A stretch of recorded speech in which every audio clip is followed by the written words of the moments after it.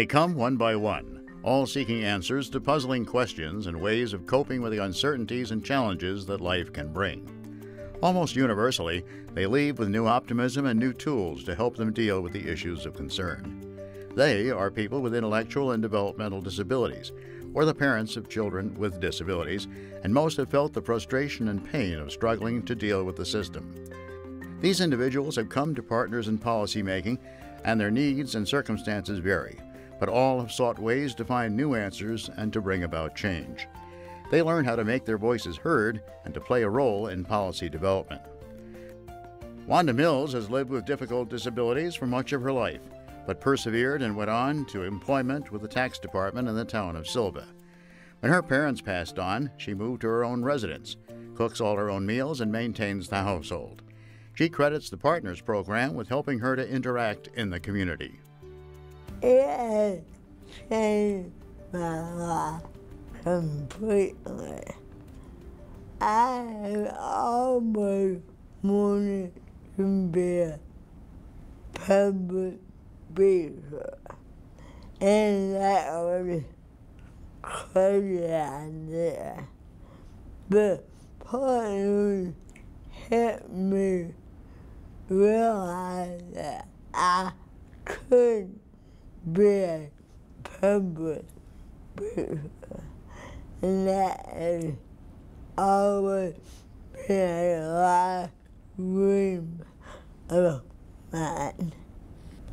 From my perspective, it is to help parents of children with disabilities to not put the child in a box, but let them be all they can be at whatever level that may be.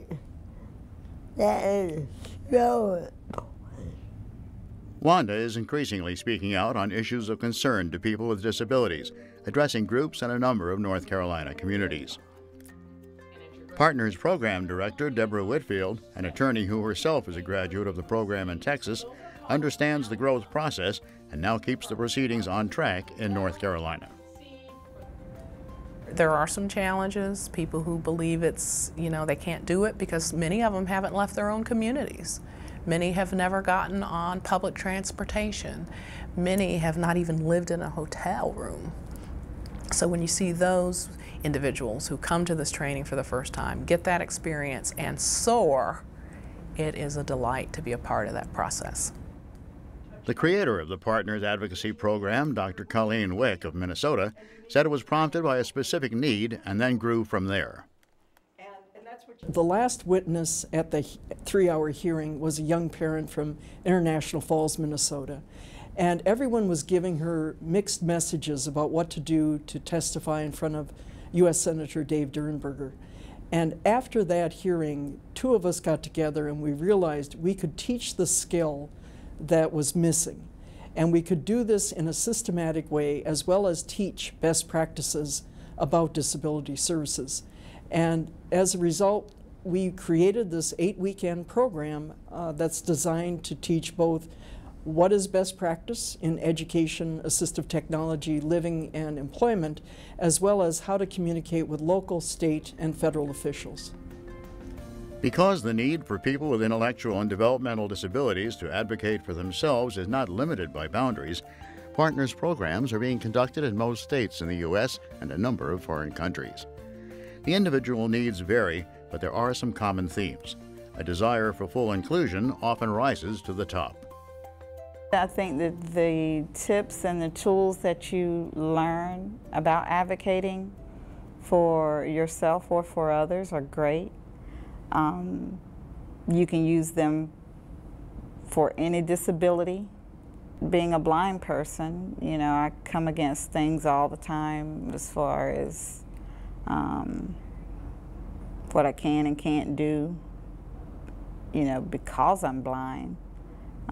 They don't know what I can and can't do because they don't want to give you a chance, and you have to speak up for yourself. So I learned to be more assertive, speak up for myself, and sell myself.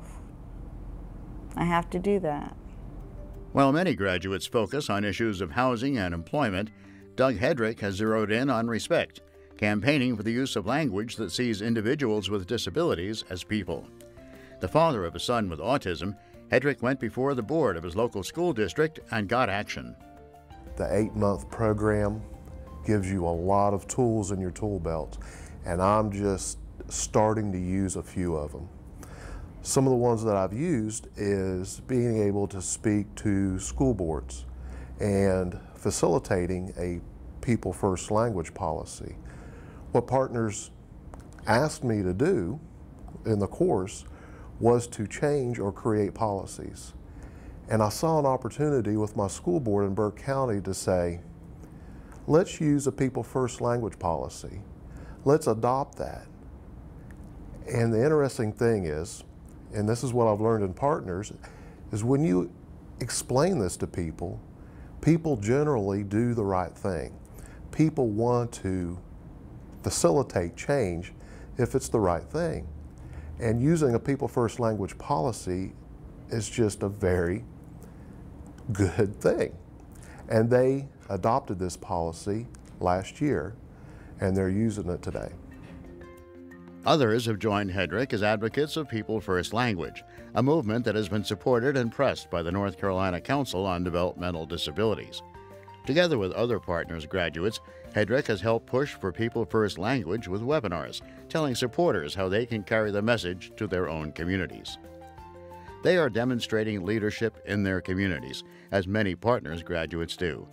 Deborah Wilson completed the program and later was named a member of the North Carolina Council on Developmental Disabilities. She came to Partners when she was struggling to find ways of opening up workable education pathways for her daughter, who has a visual impairment. We were having difficulties with our Onslow County school system where we live, and she was having to travel about 2 hours on a weekly basis just to be able to attend school and having to live somewhere besides her home environment. And someone told me about Partners and asked if they thought I would be interested, and I didn't know anything about Partners at the time. And what happened was ultimately learning and being able to meet the people that Partners it's almost like they pull them out of a hat, but they're absolutely fantastic. And those people were able to show us not only knowledge, but give us the power, show us power that we actually had, that we could change and make a difference to bring our children either home, in our case, or do what needed to be done so that they could get education in every situation for us. And that's just being parents of our children with the disability. One young graduate of the program, self-advocate David Chatterton, feels that the Partners program has been a great experience and helped in preparing him for a career.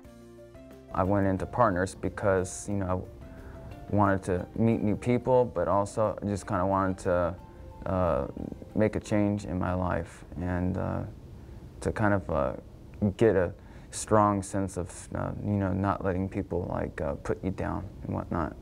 It was overwhelming, just because it goes deeper into the whole disability area. I love to educate myself, and I love that others educate me as well. So going into Partners, you meet a lot of people that share a lot of the same visions as you. David is now looking to the future to continue his education, pursue a career, and use his advocacy skills. Nurturing leadership and advocacy and providing the voices of the future for people with intellectual and developmental disabilities is a primary purpose of Partners in policymaking. Holly Riddle, the executive director of the North Carolina Council, says it is a strong supporter and funder of the program. Many boards, commissions, committees, offices are staffed or are joined by Partners in policymaking graduates. When people come to Partners, they are the finest leaders that we get application from, and when they come out, they can't be beat. It has always been the case that it is from individuals with disabilities and families that innovations come. when you're that close to the life of someone, or when it is your own life, you think on your feet. So many of the ideas that inform the field today at a systems level began in someone's living room, in a classroom, with an individual, or with a family, many of them partners in policymaking, graduates.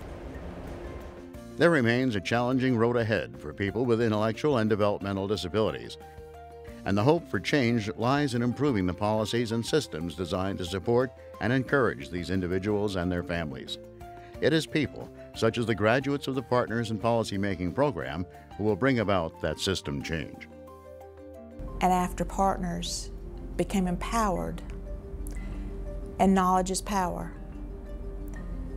And once that happened, the bitterness, the anger, it left. And now you learn, and you know that people are people, and you learn how to deal with every different person there is in every situation. And those situations, they need to be used to help benefit not only my child and my daughter, but they need to be used to benefit all disabilities. All disabilities. And everything that I can do and everything I've learned is important so that I keep my anger out of it, that it's not about the people, it's about situations that we need to resolve and how we can go about doing those things. And there again, the more knowledge you have, the more power you have, which ultimately can make a change. And that's what it's about. Partners in Policymaking, a program to educate and to motivate, a program of action, a program for the future.